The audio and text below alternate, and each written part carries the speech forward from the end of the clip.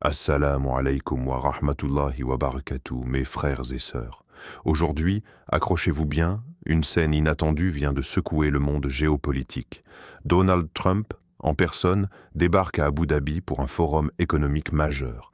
Et ce qu'il dit devant les caméras pourrait bien bouleverser les équilibres mondiaux. Provocateur, stratège, messager d'un agenda caché. Une chose est sûre, son discours est tout sauf banal. Ce que vous allez voir n'a jamais été montré ailleurs. Avant de plonger dans cette vidéo choc, abonnez-vous maintenant pour suivre tous les grands tournants de l'actualité mondiale. Likez pour soutenir un média indépendant et sans filtre. Partagez cette vidéo autour de vous, car l'histoire est en marche et elle ne doit pas être censurée. Commentez ci-dessous, Trump est-il en train de préparer un retour? Est-ce une manœuvre politique? Dites-nous ce que vous pensez et proposez vos idées pour nos prochaines vidéos. On lance les images, que la vérité éclate, bi-idnillah. Trump assiste à un forum économique à Abu Dhabi et s'adresse aux journalistes. Quand Trump entre en scène, les projecteurs suivent. Et cette fois-ci, c'est au cœur du golfe Persique, à Abu Dhabi, que l'ancien président américain a fait une apparition remarquée.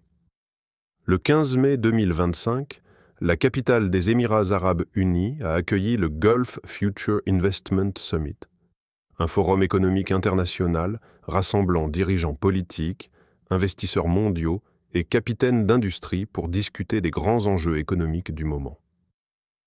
Parmi les invités de marque, la présence de Donald J. Trump a suscité un vif intérêt, à la fois médiatique et diplomatique. Donald Trump, bien qu'il ne soit plus président, continue de peser lourdement sur la scène politique américaine et internationale. Sa participation à un tel événement n'est pas anodine.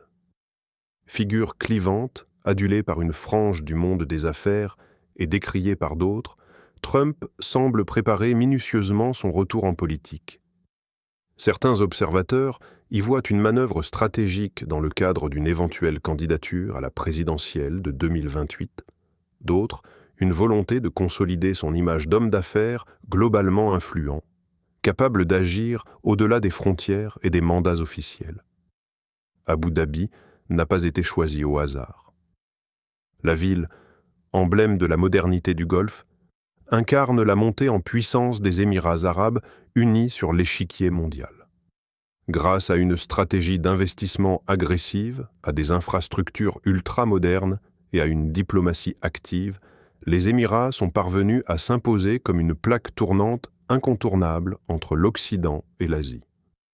Le pays ne cache plus son ambition de devenir un centre décisionnel majeur, non seulement pour les questions économiques, mais aussi pour les enjeux technologiques, climatiques et militaires.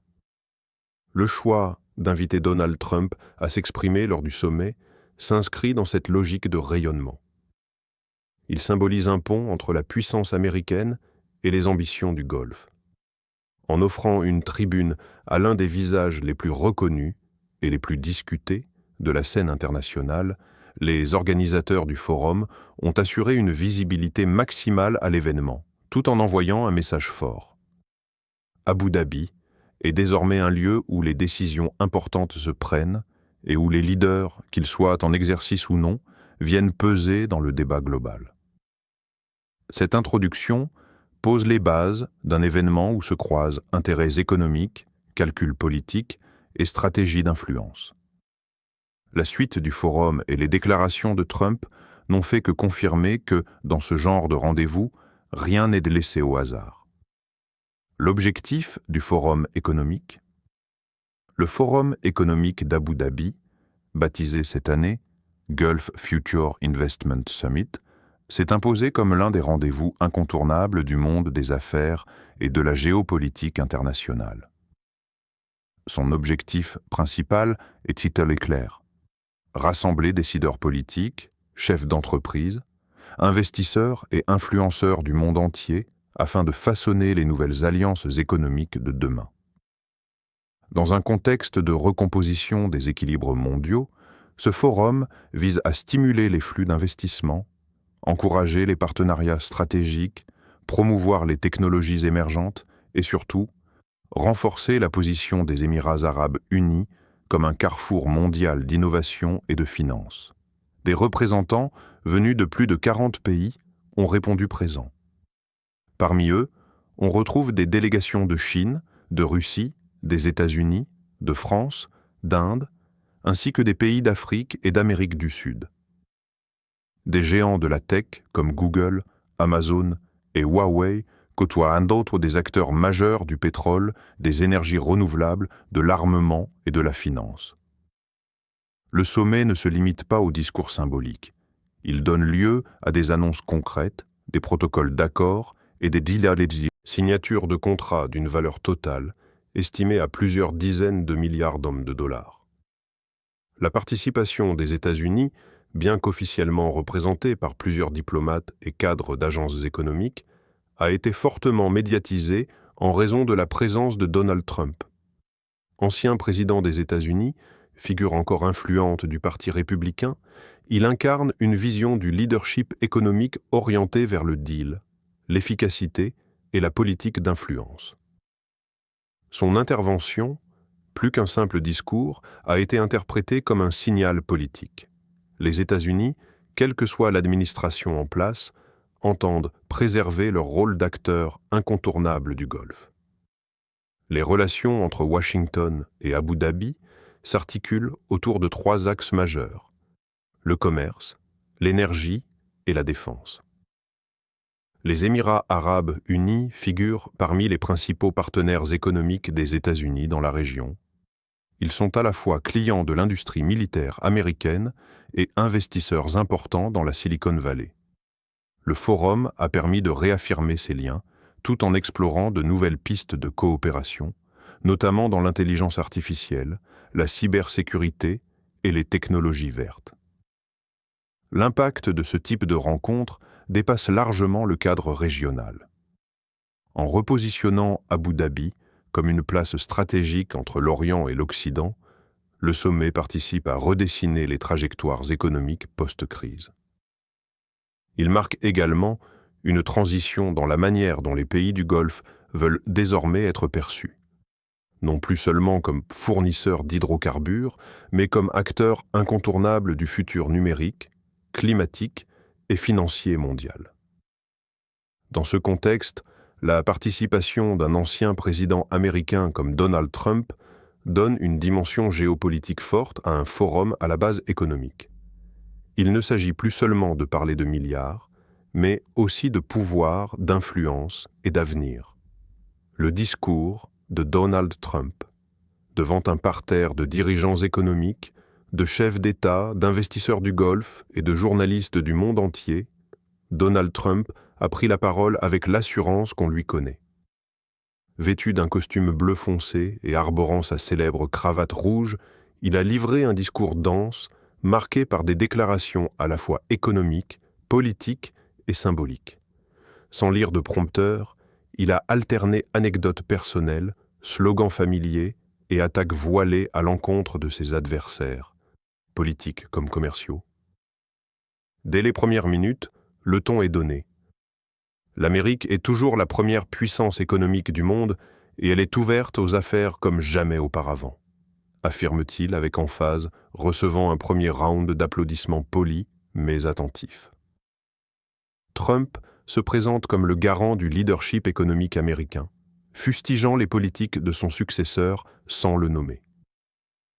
Il critique l'instabilité bureaucratique et appelle à un retour à une économie fondée sur le bon sens, l'énergie et les accords gagnant-gagnant.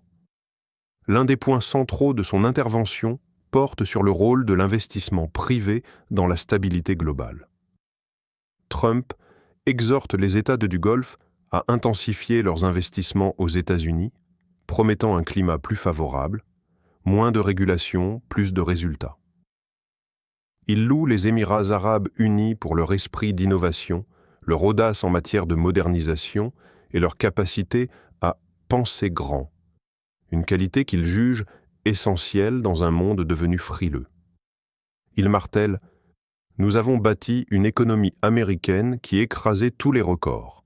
Nous pouvons le faire à nouveau, mais cela exige des partenaires courageux, ambitieux et tourné vers l'avenir. C'est ce que je vois ici, à Abu Dhabi. Trump aborde aussi les grandes tendances mondiales. L'intelligence artificielle, la transition énergétique, la chaîne d'approvisionnement post-Covid et les tensions commerciales. Sans jamais citer directement la Chine, il évoque ceux qui manipulent les règles du commerce mondial et promet une nouvelle ère d'équilibre et de réciprocité. Il évoque la nécessité pour le Moyen-Orient et les États-Unis de construire une alliance économique plus solide que jamais. Le style du discours est typiquement trumpien, offensif dans les formules, confiant dans le ton, parfois provocateur mais souvent ponctué de tentatives de rassemblement. Il joue sur les émotions, évoque la grandeur passée et projette une vision de reprise mondiale autour de valeurs qu'il qualifie de réalisme économique et patriotisme stratégique. Certaines phrases marquent les esprits. On disait que le Golfe n'était qu'un désert. Regardez-le maintenant. C'est un centre mondial.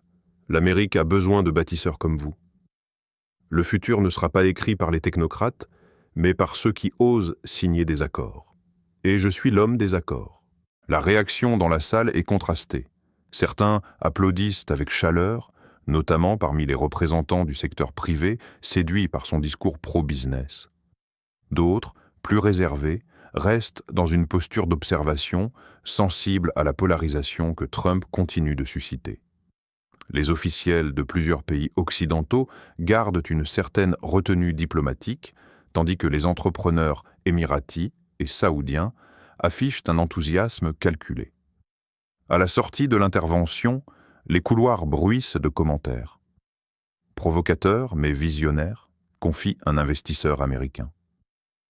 Il reste un acteur majeur, qu'on le veuille ou non, glisse un diplomate européen.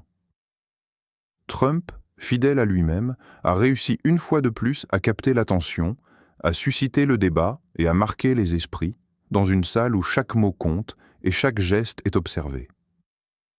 La rencontre avec les journalistes. À l'issue de son discours, Donald Trump a brièvement rencontré les journalistes dans un espace réservé, où quelques questions triées sur le volet lui ont été posées. Cette séquence, bien que courte, a rapidement fait le tour des médias et des réseaux sociaux, tant les propos de l'ancien président étaient attendus. Fidèle à son style, Trump n'a pas esquivé les sujets brûlants, politique étrangère, relations avec le monde arabe, et bien sûr, une éventuelle candidature à l'élection présidentielle américaine de 2028. Dès la première question, « Êtes-vous ici en tant qu'homme d'affaires ou en tant que futur candidat ?» Trump esquisse un sourire avant de répondre. « Je suis ici en tant qu'Américain qui aime son pays et qui sait comment le diriger. Les gens veulent que je revienne. Vous le verrez bientôt. » Sans confirmer officiellement sa candidature, il laisse clairement entendre que le sujet n'est pas clos, tout en entretenant le suspense. Cette stratégie de communication, mi-implicite, mi-provocante, alimente immédiatement les titres des agences de presse. Interrogé sur la politique étrangère des États-Unis au Moyen-Orient, Trump critique vertement l'actuelle administration, accusée selon lui de affaiblir les alliances traditionnelles au profit d'accords confus et inefficaces. Il défend son propre bilan, évoquant les accords d'Abraham comme un modèle de réussite diplomatique, et affirme « Nous avions la paix, la stabilité et le respect. Aujourd'hui, nous avons la confusion. » Sur la question des relations avec le monde arabe, il se veut plus conciliant et rassembleur. « J'ai toujours dit que les nations du Golfe étaient des partenaires solides. Nous avons plus en commun que ce que certains pensent. L'esprit d'entreprise, la défense de nos intérêts, la vision à long terme. Je les respecte. » Il évite cependant de commenter certains dossiers sensibles, comme les conflits régionaux ou les tensions entre les États-Unis et l'Iran, répondant par des généralités prudentes, voire en éludant. Ce sont des sujets complexes. Je ne vais pas commenter une stratégie que je mettrais en œuvre si je revenais. Vous verrez. Le ton général de la conférence est à la fois détendu et stratégique. Trump alterne traits d'humour, remarques piquantes et formules calculées. Il prend soin de flatter ses hôtes tout en réaffirmant une posture de force. À plusieurs reprises, il se tourne vers les journalistes avec des phrases comme « Vous n'aimiez pas mes tweets, mais vous aimiez mes résultats ». Ou encore « Je n'ai jamais eu peur de dire la vérité. C'est pour ça que les gens m'écoutent, même ici, à des milliers de kilomètres de Washington ». Sur les réseaux sociaux, ces déclarations enflamment rapidement la sphère politique. Les partisans de Trump applaudissent de son audace, louant son leadership intact et sa vision claire des enjeux mondiaux. Les critiques, eux, dénoncent un discours populiste déplacé et une récupération politique d'un sommet économique. Dans la presse internationale, les avis sont partagés. Les médias du Golfe soulignent la stature de l'ancien président et son respect affiché pour les pays arabes. En Europe et aux États-Unis, les éditorialistes s'interrogent sur les motivations réelles de cette visite. Offensive économique, opération séduction, prémisse d'une campagne. Quoi qu'il en soit, cette rencontre avec la presse confirme une chose. Donald Trump, qu'on l'apprécie ou qu'on le redoute, sait parfaitement manier l'art de la mise en scène. Et à Abu Dhabi, il a prouvé qu'il n'avait rien perdu de son sens du spectacle politique. Les enjeux politiques derrière cette visite. La présence de Donald Trump à ce forum économique majeur à Abu Dhabi ne relève pas du simple hasard ou d'une curiosité diplomatique tardive. Bien qu'il ne soit plus président, Trump reste une figure centrale de la politique américaine et mondiale. Et cette apparition soigneusement orchestrée sert une stratégie politique aux multiples dimensions, aussi bien sur la scène. Enfin, cette stratégie s'inscrit dans une tradition politique américaine où les anciens présidents continuent d'exister sur la scène mondiale. Bill Clinton, Barack Obama ou encore George W. Bush ont multiplié les conférences et les sommets après leur mandat, mais Trump, fidèle à lui-même, pousse l'exercice plus loin. Il ne se contente pas d'analyser le monde, il cherche à y peser encore. Là où Obama brillait dans les forums académiques ou environnementaux, Trump mise sur le monde des affaires, de la géopolitique directe et des deals concrets. En somme, cette visite à Abu Dhabi n'est pas un simple épisode dans le calendrier d'un ancien chef d'État. C'est une manœuvre politique réfléchie, à la croisée des intérêts économiques, de l'ambition personnelle et des tensions globales. Elle montre que Donald Trump, quoi qu'on pense de lui, n'a pas quitté la partie. Au contraire, il avance ses pions, région après région, avec un sens stratégique qui n'a rien perdu de sa vigueur. Les retombées économiques et diplomatiques. Le Forum économique d'Abu Dhabi, marqué par la présence de figures politiques majeures comme Donald Trump, n'a pas été qu'un simple lieu d'échange théorique. Il a aussi donné lieu à plusieurs annonces concrètes et à la signature de protocoles d'accord entre entreprises, fonds souverains et institutions gouvernementales. Si certains détails sont restés confidentiels, plusieurs initiatives ont été rendues publiques et confirment la volonté des Émirats arabes unis de se positionner comme un hub incontournable de la finance, de l'innovation et de la diplomatie économique mondiale. Parmi les faits marquants, un accord de coopération stratégique entre un conglomérat technologique émirati et une entreprise américaine spécialisée dans l'intelligence artificielle a été dévoilé, visant à développer des solutions communes dans les domaines de la cybersécurité et des villes intelligentes. Un autre partenariat a été signé dans le secteur de l'énergie verte, avec la promesse d'investissements croisés dans la recherche et le développement de technologies de captation de carbone et de production d'hydrogène vert. La venue de Trump, même à titre non officiel, a servi de catalyseur pour plusieurs entreprises américaines, notamment dans les domaines de la défense, de l'aéronautique, de l'agriculture high-tech et des services financiers. Plusieurs PDG présents dans la délégation ont profité de l'événement pour renforcer leur réseau, participer à des tables rondes stratégiques et négocier des partenariats potentiels avec les acteurs du Golfe. Ces échanges pourrait se concrétiser à court ou moyen terme sous forme de contrats bilatéraux ou de co-entreprises. Sur le plan diplomatique, le Forum a consolidé certaines alliances. Les relations entre les États-Unis et les Émirats arabes unis, déjà robustes, sortent renforcées par l'atmosphère de dialogue économique et de coopération mutuelle. L'accueil réservé à Trump montre aussi que, malgré les tensions politiques internes aux États-Unis, une partie du monde arabe continue de le percevoir comme un interlocuteur pragmatique, capable de faire avancer les dossiers sensibles. En parallèle, certaines crispations ont aussi été perceptibles. Des observateurs ont noté l'absence de représentants de certains pays rivaux ou critiques de la politique américaine dans la région. De plus, la présence de Trump a été jugée clivante par certains partenaires occidentaux qui redoutent une politisation excessive de ce type de forum économique. Néanmoins, les Émirats ont habilement contourné ces enjeux en insistant sur leur rôle de facilitateur neutre et visionnaire, capable de réunir les opposés autour d'intérêts économiques partagés.